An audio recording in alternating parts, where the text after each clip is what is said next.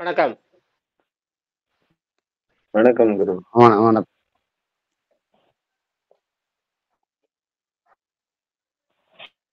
விட்டு விட்டு எடுக்குதா? சரியா எடுக்குதா? விட்டு விட்டு எடுக்குதா? மூஞ்சி சரியா தெரியல. மூஞ்சி தெரியல. clean-ஆ வருது. மூஞ்சி சரியா இப்ப வரல. நீ கொஞ்சம் டவுன் உட்காரு. இல்ல போனை சரி பண்ணு. Okay okay okay. எப்பொருள் யார் யார்வை கேட்பினும் அப்பொருள் மெய்ப்பொருள் காண்பதறிவு. எப்பொருள் எத்தன்மையாயினும் அப்பொருள் மெய்ப்பொருள் காண்பதறிவு.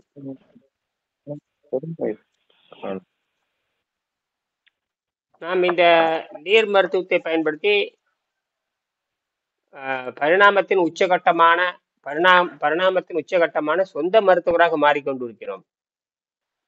சொந்த மருத்துவராக மாறுறதான் உலகத்துல இருக்கிற ஒரே வழி.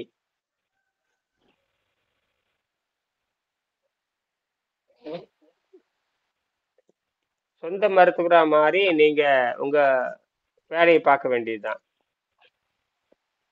ஒரு சாதாரண வேலைகள் செய்வதற்கு இது போதுமானது. சாதாரண வேலைகள் போறது வர்றது இதெல்லாம். கடுமையான வேலை செய்யும் பொழுது வேணும்னே குழி வெட்டுறது, வேணும்னே 10 அடிக்கு 10 அடி குழி வெட்டுறது, இந்த மாதிரிலாம் வேணும்னே சோதிச்சு பார்க்கறது. உடம்பு ஒரு சாதாரண ஒரு கம்ப்யூட்டர் மாதிரி. இது கடப்பாறை கிடையாது. உடம்பு ஒரு கடப்பாறை கிடையாது. உடம்பு ஒரு கடப்பாறையோ ஜேசிபே கிடையாது. உடம்பு என்பது உயிர் வாழ்வதற்கு தான். உடம்பு என்பது உயிர் வாழ்றதுக்கு தவிர சமுட்டி அடிக்கிறதுக்கு இந்த உடம்பு கிடையாது.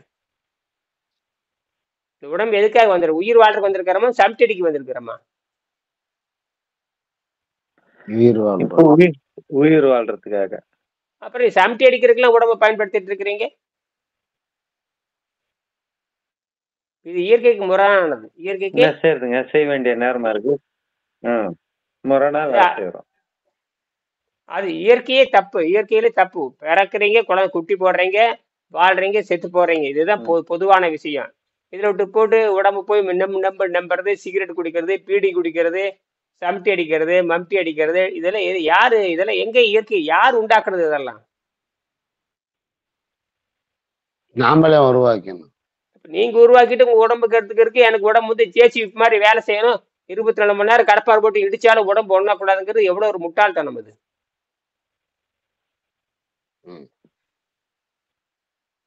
அப்படித்தான் உலகம் பூரா வேலை செஞ்சுட்டே இருக்காங்களா? ஜேசிபி கூட ரெஸ்ட் இருக்குது. ஜேசிபி கூட தொடர்ந்து ஓட்ட முடியாது. ஜேசிபி கூட பிடிச்சி இழுத்தான்னு வச்சுக்க, பிச்சுட்டு போயிடும். எல்லாம் டியூப் எல்லாம் அத்துட்டு ப்ரெஷர் ஓகமா டியூப் பிச்சுட்டு போயிடும். எதுக்கு சொல்றேன்னா, அப்படி ஒரு வேலை நம்ம கடுமையான உடம்புக்கு வேலை கொடுத்தோம்னா, அப்ப பழங்களை சாப்பிட்டு வேலை செய்யலாம்னு அர்த்தம். அந்த பழங்கள் உடம்புக்கு போதைப் பொருளாக மாறிவிடும். நீர் பயிற்சி செய்யறப்போ எல்லா 12 அடுக்குன்னு இருக்கிற அடைப்பு பூரா கரைச்சி எடுக்கிறதுக்கு பண்ணிடுறோம். அப்ப உடம்பு மருத்துவரா மாறிடுது. சரி, ஒரு கடுமையான வேலை வருது. மம்டி ஒரு 10க்கு 10 குழி வெட்டணும். சும்மா 10க்கு 10 குழி வெட்டணும். 10,000 கிலோமீட்டர் போகணும், 100 கிலோமீட்டர் ஓடணும், 1000 படிக்கட்டு மேலே ஏறி கீழே இறங்கணும், ஒரு 6 கிலோமீட்டர் மலை உச்சி மலைக்கு போகணும், போயிட்டு அங்கிருந்து மட்டும் கீழே வரணும். அப்படின்னா அப்ப கைகால் வலி தெரியும். அந்த கைகால் வலி தெரியாம இருக்கிறதுக்கு நீங்க பழங்களை பயன்படுத்தலாம். பழங்கள் சாராயமா மாறி கைகால் வலி தெரியாம பண்ணிரும். என்ன புரியுது? ஓவரா வேலை செய்யும் போது பழங்களை பயன்படுத்திக்கலான்றீங்க. அப்படி வேலை செய்யறப்போ அந்த பழங்கள் என்னவா மாறுது? உடம்புக்கு போதைப் பொருளா மாறுகிறது. அவ்வளவுதான். போதைப் பொருளா மாட்ட கைகால் வலி என்ன ஆகாது? அது சரி பண்ணிக்காது. போதைப் பொருள் போட்டு கடுமையான வேலை செய்யறனா இல்லையா? சாராயம் குடிச்சிட்டு எதுக்கு சாராயம் குடிக்கிறான்? எதுக்கு சாராயம் கேட்டா கைகால் வலிங்கிறான். என்னது? கைகால் வலி. அதே மாதிரி நீ இந்த பழங்களையும் சாதாரண உணவையோ பழங்களையும் பயன்படுத்திக் கொள்ளலாம். அப்ப எதுக்காக அது பயன்படுத்துற? அந்த கடுமையான வேலை கெடக்கூடாதுங்கிறதுக்காகத்தான். என்னது? கடுமையான வேலை கெடக்கூடாதுன்றது. வேலை கெடக்கூடாது. ஆனா எது கெட்டு போகும்? உடம்பு உடம்பு கெட்டு போகுது. இப்ப புரிஞ்சுக்கணும். வேலை கெடக்கூடாங்கிறதுக்காகத்தான் நீ உடம்பை கெடுத்துக் கொண்டு நீ வேலை செய்கிறாய். சம்பளம் வாங்கியாச்சு, அப்புறம் மீண்டும் உடம்பு கெடுத்துக்கிட்டே இருந்தீங்கன்னா அப்ப போய் சேர வேண்டியதுதான். இது இது யாருக்கும் புரியல. அதான் இது என்ன பண்ணனா, அந்த வேலைக்காக உணவு சாப்பிட்டாலும் பரவாயில்ல, திங்கிறத வேலையை வச்சிருக்கிறான். என்னது? ஃபுல்லா சாப்பிட்றதாவே வேலையை வச்சுட்டு இருக்கிறோம். நீ வேலை செய்யும் பொழுது ஏதாவது ஒரு உணவை சாப்பிட்டு அந்த வேலைக்காக நீ சாப்பிட்டுன்னு சொல்லலாம். இப்ப அப்படி இல்லை, உலகம் அப்படி கிடையாது. திங்கிறதான் வேலை. என்னது? சாப்பிட்றதுதான் வேலையே. அப்படி உலகமே இப்படித்தான் போயிட்டு, பொண்டாட்டி புள்ளன் புருஷன் எது வேலையே கிடையாது. திங்கிற, அது வகை வகையே திங்கிறது. என்னது? வகை வகையா. வகை வகையா. குறிக்கோளே கிடையாது, குறிக்கோளே கிடையாது. பசி அடக்கிறதுக்கு இவ்வளவு இருந்தா போதும். பசி அடக்கிறதுக்கு இவ்வளவு ஒரு கைப்பிடி அவள் தின்னால கைப்பிடி அவள் வாழ்ந்துட்டு தான் இருக்கு. இப்படி வாயில போட்டு போயிட்டே இருப்பேன். என்னது? கைப்பிடியாக ஆகல. ஆமா, அது 10 லட்சம் ஆண்டா இருக்குது. பசிங்கிறது 1 கோடி ஆண்டா இருக்கு. அது எதுக்கு என்ன மரியாதை கொடுக்கணும்னு கேக்குறேன். என்னது? அதுக்கு மரியாதையா கொடுக்கணும். என்ன மரியாதை கூட? இத்து போனது அது ஒரு இளவும் கிடையாது. அதுல இதெல்லாம் பசி மயிறு மட்டனை ஏமாத்திக்கிட்டு திரிய வேண்டியது. பசிக்குது அடையே எங்க பெரிய புடிங்கி இவரு. பெரிய பசி கிழிக்குது இவருக்கு. என்னமோ பெரிய பசி. அறிவு இல்ல. பசிக்கிற தண்ணி குடி. அதுக்கு பிரியாணி தின்னுட்டு இருக்கிற அறிவுட்ட முண்டங்கள். கொண்டாட்டி போட்டு நோண்டு நோண்டுறது. அதை பண்ணு இதை பண்ணு. அறிவில்லை. கொண்டாட்டிக்கும் ஆரோக்கியத்துக்கு என்ன சம்பந்தம் இருக்குது? கொண்டாட்டிக்கும் ஆரோக்கியத்துக்கு எதுவும் சம்பந்தம் இல்லை. சம்பந்தமே இல்ல. அவ புள்ள பக்கம் வந்தாலும் உனக்கு சமையல் பாடு பண்ணி வந்தாளா? அப்ப சமையல்காரி வச்சு கொண்டுதானே வீட்டுல. வீட்டுக்காரிங்கிறவ குழந்தை பக்கம் வந்ததோட முடிஞ்சு போச்சு. அவ்வளவுதான். குழந்தைய வளர்க்கறது அவ்வளவு வேலை. அதை விட்டு போட்டு பொண்டாட்டி போய் நோண்டு விடுற. ராத்திரி 12 மணிக்கு போய் அதை சுட்டு கொடுங்க. இதாச்சும் அறிவில்லை. உன் உயிரை காப்பாத்துற அவ வேலையா? அப்ப உன்னோட உயிர் பொண்டாட்டி கையிலே இருக்குது. அறிவு இல்லை. அப்படி பார்த்தா உனக்கு நோயே வரக்கூடாதே. அப்ப நீ அவளை போட்டு நோண்டு கண்டதெல்லாம் செய்ய சொல்லி தின்னு விட்டு உனக்கு நோய் வந்துருச்சுன்னா அவளை குற்றான்.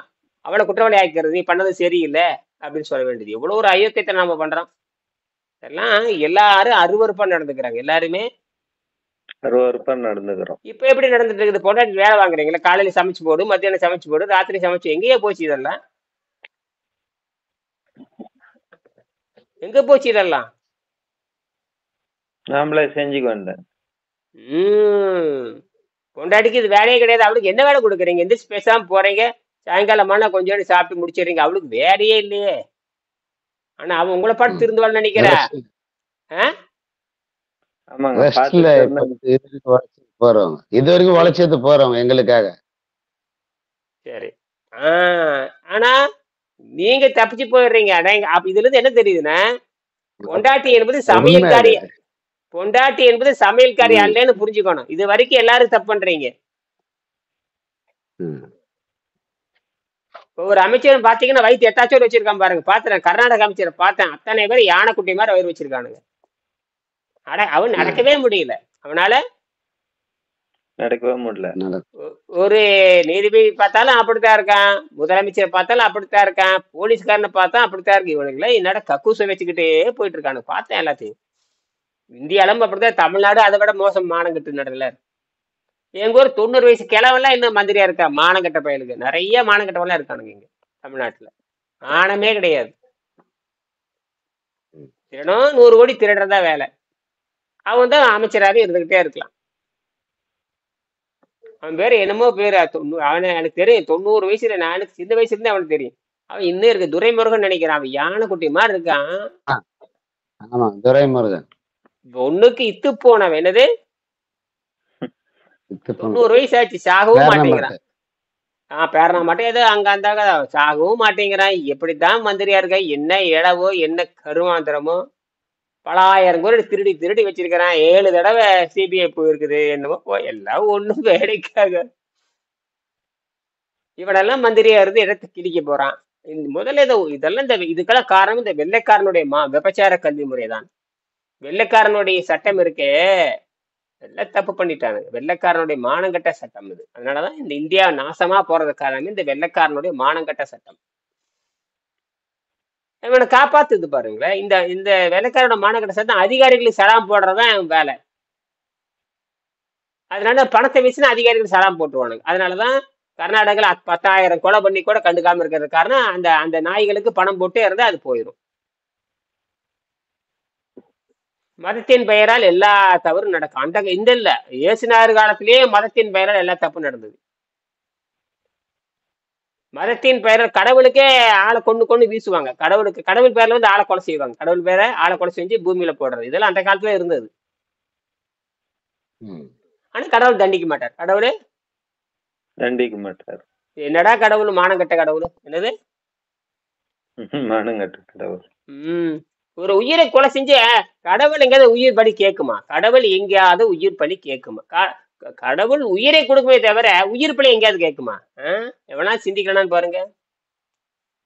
அந்த காலத்துல விட்டலாச்சாரிய படமெல்லாம் வந்தது, தெலுங்கு படம். அந்த விட்டல அப்படியே உயிர் பலி கேட்கும் என்னமோ. அதெல்லாம் வந்து இப்ப பாத்தீங்கன்னா இப்ப 6,000 பேர் கொலை செஞ்சிருக்கானா இதுலயும் ஏதாவது காரணம் இருக்கலாம். வேணும்னா கொலை செஞ்சு போட்டுற கடவுள் நம்மளை காப்பாத்துவாரு, நம்ம குடும்பத்தை காப்பாத்துவாரு.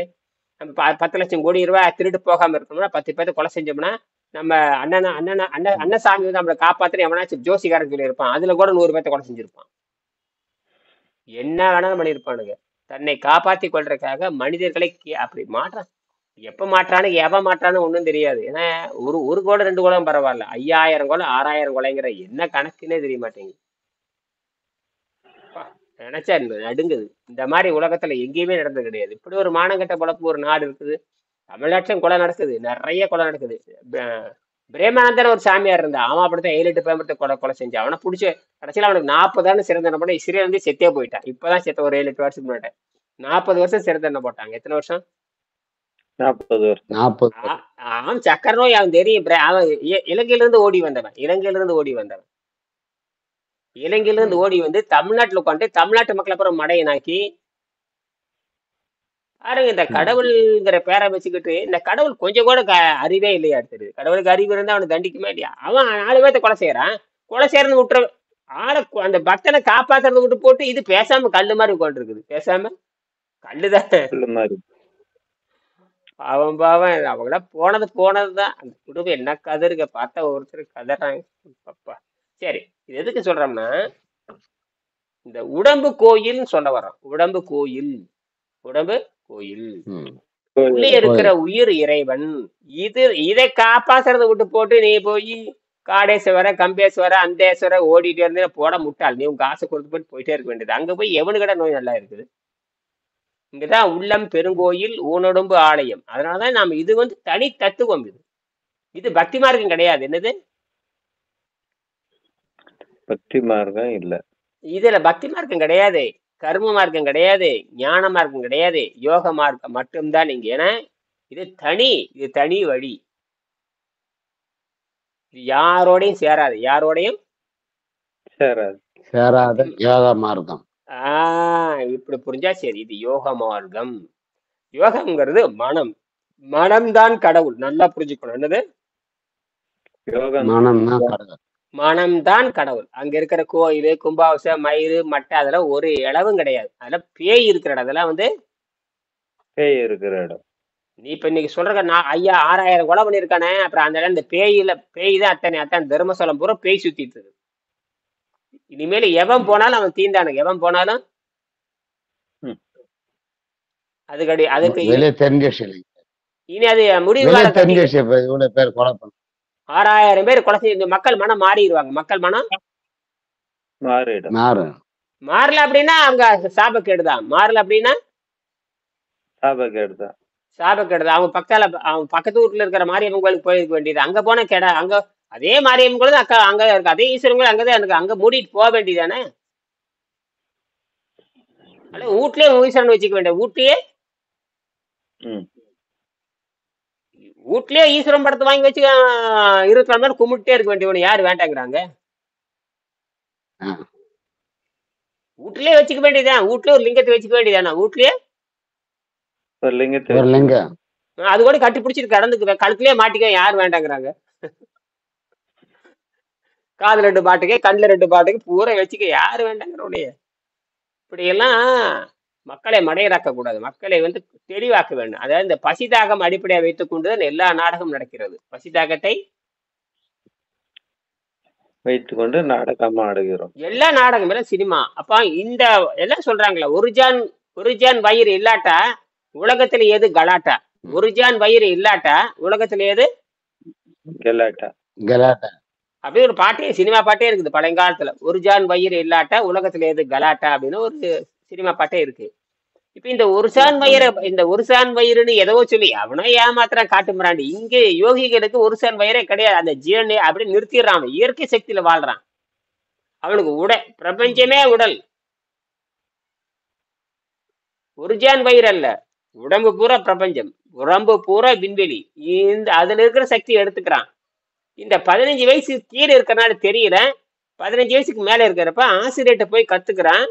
அல்லது குழந்தைகள் இருந்தே இது செய்முறை கல்வி. இது நீ செஞ்சு பார்த்து தான் கண்டுபிடிக்கிறீங்க. என்னது அங்க பரிகாரம் பண்ற வேலை கிடையாது, நீ செய்து பார்த்து கண்டுபிடிக்கிறாய். என்னது நாம செஞ்சு பார்த்து அதை கண்டுபிடிக்கணும். இந்த செஞ்சு பார்த்து கண்டுபிடிச்சிட்டீங்கன்னா மறக்கவே மறக்காது. என்னது மறக்காது. நீச்சல் அடிக்கிறதுக்கும் நீச்சல் எப்படி அடிக்கிறதுன்னு எழுதி பாக்குறதுக்கு வித்தியாசம் இருக்குது இல்லையா? நீச்சல் அடிச்சு பழகிட்டேன்னா சாக வரைக்கும் மறக்காது. நீச்சல் எப்படி அடிக்கிறது எழுதுக்கண்ண பேப்பர் எழுத நீச்சலா எழுத முடியாது, அதை அடிச்சுதான் பார்க்க முடியும் நீச்சல். இப்ப என்ன பண்றாங்கன்னா, நீச்சலே தெரியாதவங்க கூட நீச்சல் எப்படி அடிக்கிறது, கையை வீச வேண்டும், அப்புறம் இடது கை வீச வேண்டும், அப்புறம் வலது கை வீச வேண்டும், அப்புறம் காலை உதைக்க வேண்டும். அப்படியா, போடு 10 மார்க் மதிப்பெண் போடு, அவ்வளவுதான் பாஸ் மார்க் வாங்க. எனக்கு நீச்சல் தெரியும். இப்படித்தான் போயிட்டு இருக்குது. இப்படித்தான் ஏன்னா போயிட்டு இருக்குது. ஆனா அவனுக்கு நீச்சலே தெரியாது. ஆனா நீச்சல் எப்படி அடிக்க தெரியும் கேட்டா எழுதி காமிச்சிருவான். எப்படி எழுதி காமிச்சிடும். என்னது எழுதி காமிச்சு முதல் கையை வீச வேண்டும், அப்புறம் பின்னாடி வலது கை வீச வேண்டும், அப்புறம் இடது கை வீச வேண்டும், பின்னாடி காலால் உதைக்க வேண்டும். இப்படி உதைச்சோம்னா தண்ணியில வேந்துட்டு போயிடலாம். இங்க எழுதிடலாம். ரைட், பாஸ் மார்க், ஓடி. அவன் ஒரு நாளும் நீச்சல் தண்ணியும் தெரியாது, தண்ணியும் பார்த்தாலே கிணத்துல குதிச்சதும் கிடையாது. ஆனா பாஸ் மார்க் வாங்கியிருப்பான். சர்டிபிகேட், எனக்கு நீச்சல் தெரியும். இப்போ என்ன சொல்றேன்னா, இதை நீங்களே செஞ்சு பாக்குறீங்க. அடாடா, இது தெரியாம போச்சே. இப்ப நீங்களே செஞ்சு பார்க்கும் பொழுது இந்த உடல் இருக்கிற எல்லா பிரச்சனையும் என்ன ஆயிட்டு இருக்குது, மெல்ல மெல்ல போயிட்டு. இரவு சொன்னீங்களா, அந்த பின்னாடி மண்டையில குடைச்சல் எப்படி இருக்குது இப்போ? பரவாயில்லைங்க, ஒரு 10 மணி கம்மி ஆயிடுச்சுங்க. தூங்கிட்டா அதுக்கு மேல்பட்ட என்ன தெரியல, ஆட்டோமேட்டிக்கா. அதுதான் அந்த 19ஆம் படத்தை திருப்பி 19ஆம் படத்தை திருப்பி படிச்சுக்கிட்டே இருக்கணும். என்ன பாடம் படிச்சீங்க? படிச்சுக்கிட்டே இருக்கணும். இடையில அரை மணி, குறைஞ்சபட்சம் ஒரு நாளைக்கு ஒரு 5 பக்கமாவது படிக்கணும். திருப்பி படிக்கணும். ஒரு தடவை படிச்சா இல்ல, எப்பவுமே படிச்சுட்டு தான் இருக்கணும். இந்த உயிர் உடலை விட்டு போகின்றவரை என்ன பண்ணிட்டு இருக்கணும்? படிச்சுட்டே இருக்கணும். அப்பதான் அது படிச்சாச்சு, புத்தகத்தை வாங்கியாச்சு, கிழிச்சாச்சு, இதெல்லாம் சொல்லக்கூடாது. என்னது இதெல்லாம் சொல்லக்கூடாது. சொன்னீங்கன்னா அவ்வளவுதான். போய நீ தேர்ந்த மாதிரி தாயா, உன்னுடைய அவசரத்துக்கு நீ வந்திருக்கிற. இதெல்லாம் நடக்காது. முதல்ல உன்னை நீ திருத்திக்கொள்ள. எப்ப படிச்சுட்டே இருக்கணும். எதை கட்டாலும் படிக்கணும். டக்குன்னு எடுத்து படிக்கணும். இருக்கிற 47 பாடம், இதை நான் 1 மணி நேரத்துல படிச்சு முடிச்சிடலாம். அதெல்லாம் கதைக்காகாது. என்ன ஒரே மணி நேரத்துல படிச்சு முடிச்சிட்டு போய் என்ன பெரிய புத்தகமா? படிச்சு முடிச்சுட்டு போயிடலாம். அப்புறம் அதெல்லாம் ஒத்து வராது. தினமும் குறைஞ்சபட்சம் 5 பக்கமாவது எடுத்து படிக்கணும். தினமும் 2 இதுக்குன்னு ஒதுக்கணும். இதுக்குன்னு 1 மணி நேரம் ஒதுக்கணும். இதுக்குன்னு 1 மணி நேரம் ஒதுக்கணும். சும்மா இருக்கிறப்ப இதை பத்தி உடலை பத்தி சிந்திச்சுட்டே இருக்கணும். சும்மா இருக்கிறப்ப இந்த புத்தகம் சொன்னாங்களே என்னாச்சு, அதான் கையில செல்போன் இருக்கு இல்லையா, பாடம் நடக்குது, வீடியோ இருக்குது, எல்லாம் இருக்குது. பார்த்து பாடம் நடத்துற வீடியோவே இருக்குது. பாடம் நடத்துற வீடியோவே இருக்குது. அத பாத்துங்க. அது இருக்குதா? இருக்குது. பாடம் நடத்துற வீடியோ அனுப்பிச்சிருக்கேன் எல்லாத்துக்கும். அந்த பாடம் நடத்துற வீடியோ தனியா 47 பாடம் இருக்குது. அதை நீங்க புத்தகம் மீறாட்டி கூட அதை பார்க்கலாம்ல. ஆமாங்க, அதேதான் பாத்துக்கிறோம். அது நேரம் மிச்சம். அதை பார்த்து இதுல இருக்கிற 220 பக்கம் 220 பக்கத்தையும் நான் நடத்தியிருக்கேன். அது உங்களுக்கு பயன்பாடா இருக்கும். அது போக விவாதம் பண்றது அது தனி, நீங்க கேக்குறீங்க. அதனால இப்ப என்ன சொல்ல வந்தேன்னா, இந்த கடினப்படுகின்ற பொழுது, கஷ்டப்படுகின்ற பொழுது, எழுதியிருக்காரு இவர், இங்கிலீஷ் எழுதியிருக்காரு. நான் கடினப்படுகின்ற பொழுது, கஷ்டமான வேலை செய்கின்ற பொழுது சாதாரண உணவை சாப்பிட்டு வேலையை முடித்து விடுகிறேன். மீண்டும் அந்த சாதாரண உணவை 2 நாள் நீர் பயிற்சி செய்து வாயில் விஷம் படிய பொழுது காய்கறி சாப்பிட்டு விஷத்தை வெளியேற்றி மீண்டும் உடம்பை சுத்தம் செய்து விடுகிறேன். அப்ப கஷ்டமான வேலை செய்யறப்போ சாதா இட்லி தோசை பூரி பொங்க அரிசி சோறு மயிறு சோறு மட்டை சோறு தின்னு போட்டு நீங்க வேலை செய்யலாம். வேலை செஞ்சதுக்கு அப்புறம் வேலை அது முடிஞ்சிடும். வேலை அந்த கடினமான வேலை இன்கேஸ் கடுமையான வேலை வந்தால் மட்டுமே என்னது கடுமையான வேலை வந்தால் மட்டுமே அவங்கதான் அதுக்காக 24 மணி நேரம் நோண்டிட்டே இருந்தீங்கன்னா போய் சேர வேண்டியதுதான். 24 மணி நேரம் நோண்டிட்டே இருந்தீங்கன்னா போய் சேர வேண்டாம். எப்பவுமே இது ஒரு கம்ப்யூட்டர் மாதிரி. இப்போ இது ஒரு கம்ப்யூட்டர். இதை போய் கடப்பாற மாதிரி பயன்படுத்தலாமா? இல்லங்க, அவசரத்துக்கு ஆணி அடிக்கிறதுக்கா எடுத்து அடிப்பியா? ஆண் செவுத்து அடிக்கிறது செல்போன் எடுத்து அடிப்பியா? அடிக்க முடியாதுங்க. நீ அப்படித்தான் பயன்படுத்துறங்க எல்லாரும். அப்படித்தான் என்ன பண்ணி இது செல்போன் இல்ல இது சிப்டின்னு நினைக்கிறேன் அடிக்கட்ட முண்டங்களா. அப்படி கிடையாது. இது ஒரு கம்ப்யூட்டர், இது ஒரு மூளை, எவ்வளவுதான். இதை என்ன பண்ற? ஆணி அடிக்கிறதுக்கு பயன்படுத்துற டம் டம் டம்னு. என்ன பண்றது? இப்படித்தான் எல்லாம் பண்ணிட்டு இருக்காங்க. இப்படித்தான் பண்ணிட்டு இருக்கிறாங்க.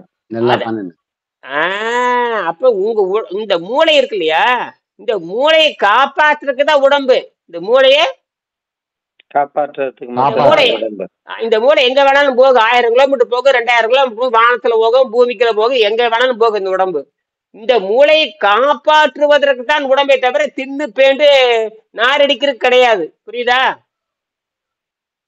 இந்த மூளை சிந்திச்சுட்டே இருக்கணும். உனக்கு சிறந்த நண்பன், அவனை காப்பாத்துறது ஒன்ற வேலை. நீ என்ன பண்ற? நான் வீட்டுக்கு உழைக்கிறேன்னு சொல்லிட்டு கடப்பாறை எடுத்துன்னு ஓடுறது. வீட்டுக்கு இப்படி எல்லாம் போயிட்டு இருக்கு தவறா. அப்ப பசிதானே அப்ப எல்லாத்தையும் பசித்தாகத்தை கட்டுப்படுத்துற வேலை செய்யி. இப்ப பசித்தாகரை கட்டுப்படுத்துற பயிற்சி 15 வயசுக்கு மேல எல்லாரும் செய்யணும். அப்ப சொத்து செலவு மிச்சமா? இது அவரவர்கள் உணர்ந்து மாறணும். இல்லாட்டா ஒண்ணும் பண்ண முடியாது. அவரவர்கள் அதுக்குதான் நாம வாழ்ந்து காட்டிட்டு போறப்ப நீங்க வாழ்ந்து காட்டுறீங்க, அவ்வளவுதான், முடிஞ்சு போச்சு. உங்களை பார்த்து அவங்க காப்பி அடிச்சா நல்லது இல்லையா? எப்படியோ போ, நீங்க தப்பிச்சு போயிடணும். நீங்க தப்பிச்சு போயிட்டே. ஏன்னா அவங்க மனசு மாத்துறது உங்க வேலை இல்ல. அவங்க மனசு மாறினாத்தான் செய்ய முடியும். என்னது? அவங்க மனசு மாறணும். அதனால இது யாரையும் கட்டாயப்படுத்து. பாரு, நான் அப்படி பார்த்தேன், மனசு மாறியாச்சு, உணவு பழக்கத்திலிருந்து மாறிட்டேன், மனசு மாறிட்டேன். மனசு மாறுங்கிட்ட ரத்தம் சுத்தமாகுது, ரத்தம் சுத்தமாயிட உடம்பு நல்லா இருக்குது. நான் விரும்பினா உங்க உணவையும் சாப்பிட முடியும், சுத்தம் பண்ணவும் முடியும். உங்க உணவையும் சாப்பிட முடியும், சுத்தம் பண்ண முடியும். அசைவ உணவும் சாப்பிட முடியும், சுத்தம் பண்ண முடியும். சைவ உணவும் சாப்பிட முடியும், சுத்தப்படுத்த முடியும். எனக்கு சுத்தம் தான் முக்கியமே தவிர உணவு மேல எனக்கு எந்த வெறுப்பும் கிடையாது. என்னது? உணவு மேல வெறுப்பு இல்ல, உடம்ப சுத்தம் பண்ணிக்க வேண்டிய வேலை. இதுதான் நான் கத்து இருக்கிறேன். மற்றபடிக்கு எனக்கு எந்த வெறுப்பு கிடையாது. விருப்பமும் இல்லை, வெறுப்பும் இல்லை. நான் பாட்டுருக்கேன்ற வேலை என்ன? நான் 100 வருஷம் உயிரோடு இருக்கணும், ஏதோ வேலை செய்யணும், செழிப்பு இல்லாம இருந்தா சரி, நோய் நொடி இல்லாம 100 வருஷம் வாழ்ந்தா எனக்கு அதுவே 1 கோடி. என்னது? அதே 1 கோடி.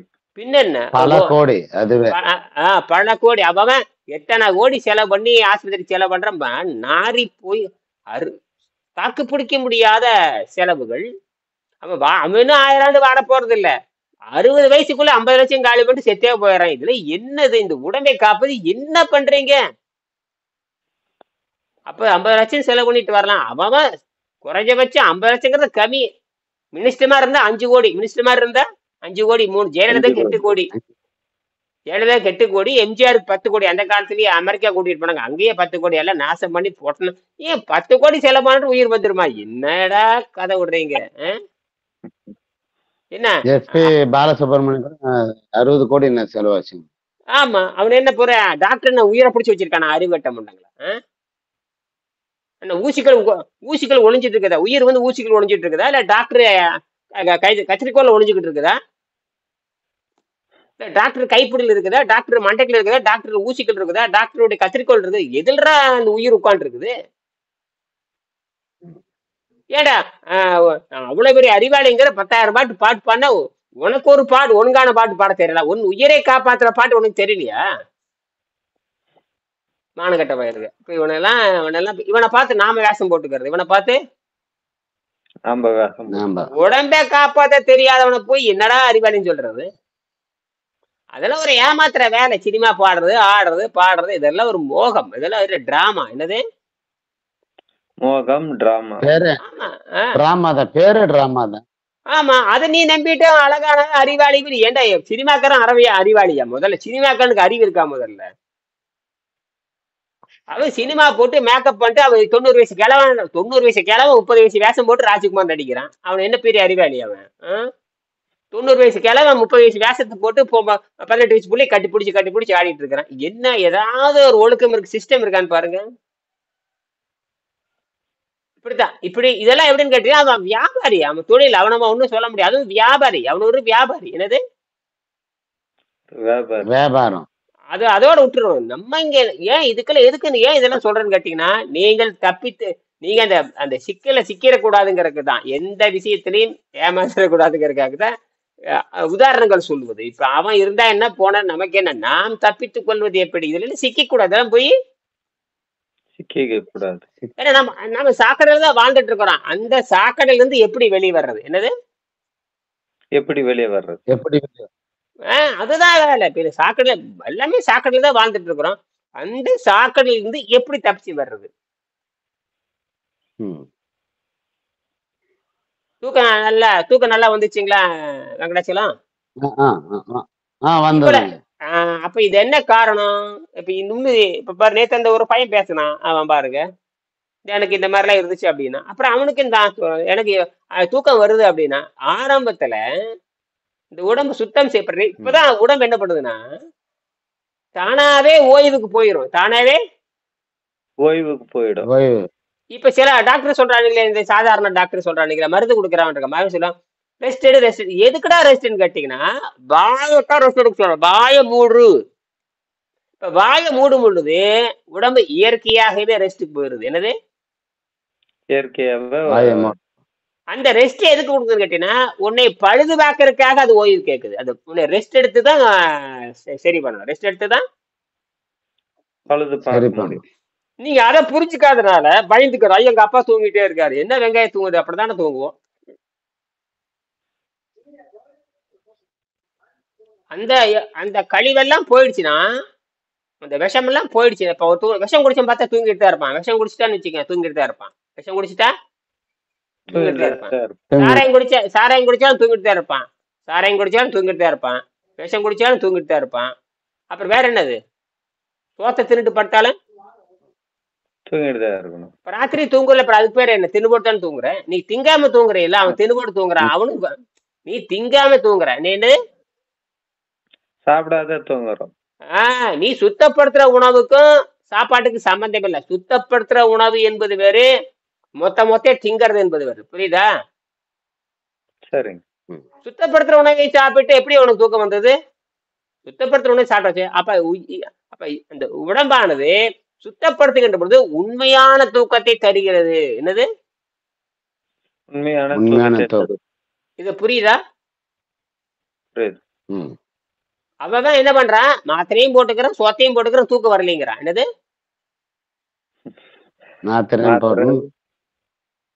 காலையில வச்சா கை நடுக்குதுங்கிறான். தினையும் தின்னு போட்டு மாத்திரையும் போட்டு காலையில பார்த்தா கை கால் நடுக்குதுங்கிறான்.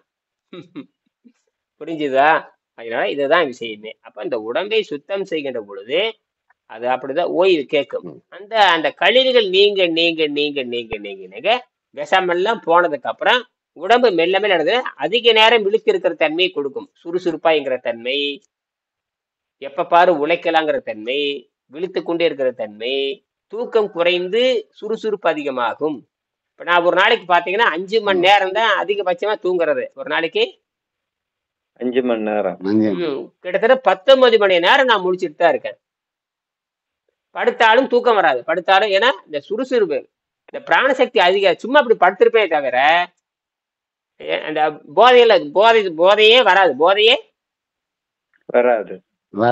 காலையில 4:30 மணிக்கு எந்திரிச்சாச்சு. நான் 4:15 கழிச்சு போட்டு பார்த்து நம்பர் படிச்சுட்டு இருந்தேன். யாரும் வரல. அப்புறம் 6:05க்கு போட்டேன், வந்துட்டீங்க, பேசினேன். இப்படித்தான் போயிட்டு இருக்குது. சரியா? சரி, முடிச்சுக்கலாம். சரி, அப்படின்னா இந்த மரணம்ங்கிறது என்ன பாரு. கீழே பாத்தீங்கன்னா 20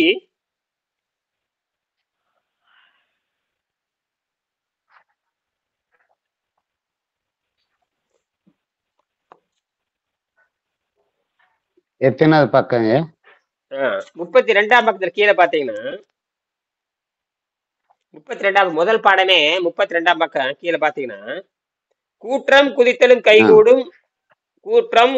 கைகூடும் நோற்றலின் ஆற்றல் தலைப்பட்டவருக்கு. அதாவது தவ வாழ்க்கை வாழ்வதில் ம், திறமை மிக்கவர்கள் மரணத்தை வெல்லுவார்கள் என்று பொருள். இது 2000 வருஷத்துக்கு முன்னாடி.